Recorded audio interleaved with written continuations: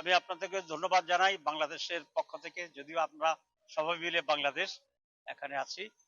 আহ, আসলে এবার একটু ব্যতিক্রমধর্মী এটা উদ্যোগ হয়েছে। This is the first time কোন রাষ্ট্রপ্রধানের সাথে দেশের প্রধান রাজনৈতিক দলসমূহের প্রতিনিধিত্ব নিয়ে এই প্রোগ্রামে উপস্থিত হওয়া।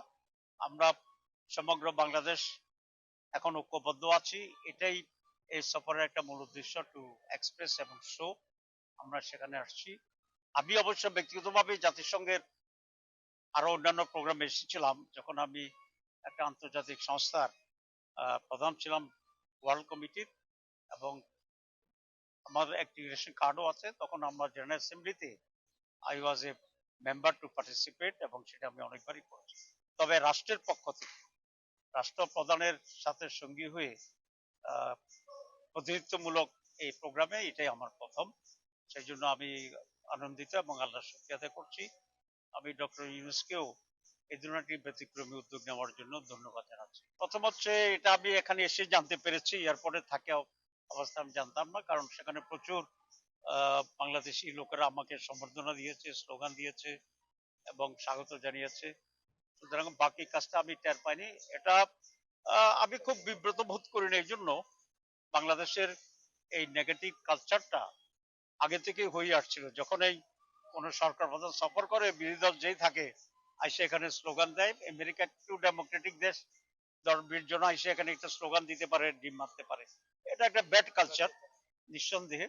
তবে এটা খুব ব্যতিক্রমধর্মী, এমন কোন মানে হতাশ হওয়ার মতো বা খুব উদ্বিগ্ন হওয়ার মতো কোনো ঘটনা নয়, কারণ 10 জন আইসেও একটা ডিম মেরে দিতে পারে। তবে বাংলাদেশের জন্য এটা লজ্জাজনক, এই কালচারটা খুবই নেগেটিভ, এটার অবসান হওয়া উচিত। এখানে যারা করেছে তারাই অপমানিত হয়েছে, যারা করেছে তারাই কন্ডেমড হয়েছে, তারাই বাংলাদেশকে অসম্মানিত করেছে।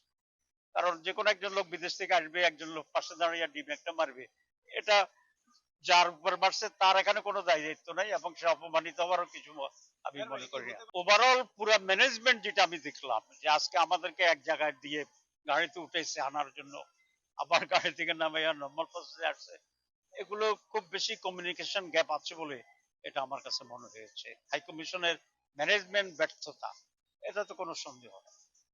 দেশ তারা তাদের উচিত ছিল এর আগে আরো অনেক প্রিকশন নেওয়া। এবং এখানে আমরা দুইটা বড় দলের প্রতিনিধি আসছি, এনসিপি সহ। কোঅর্ডিনেশন থাকলে আমরা সব একসাথে আসলে আওয়ামী লীগের এখানে কারো সাধ্য ছিল না এটার ধারে কাছে আসার জন্য। আমাদের দলীয় ভাবে কিছু কর্মসূচি থাকবে, যারা আমাদের আছে তাদের সাথে আমরা মত বিনিময় করব, এবং সব বাংলাদেশিদেরকে নিয়েই এখানে একটা প্রোগ্রাম হবে দলমতের বাইরে, এবং ধরুন প্রবাসী যারা আছে তাদের নিয়ে হবে। জামাত ইসলামীর যারা এখানে বিলং করে নানা ভাবে নানা নামে, তারা এখানে বেশ অনেকগুলো প্রোগ্রাম অর্গানাইজ করেছে। বিশেষ করে আমি বলেছি সকল দল মত মিলিয়ে সকল মানুষের একটা গ্যাদারিং করার জন্য। আমরা আশা করি সেটাও তারা করবে।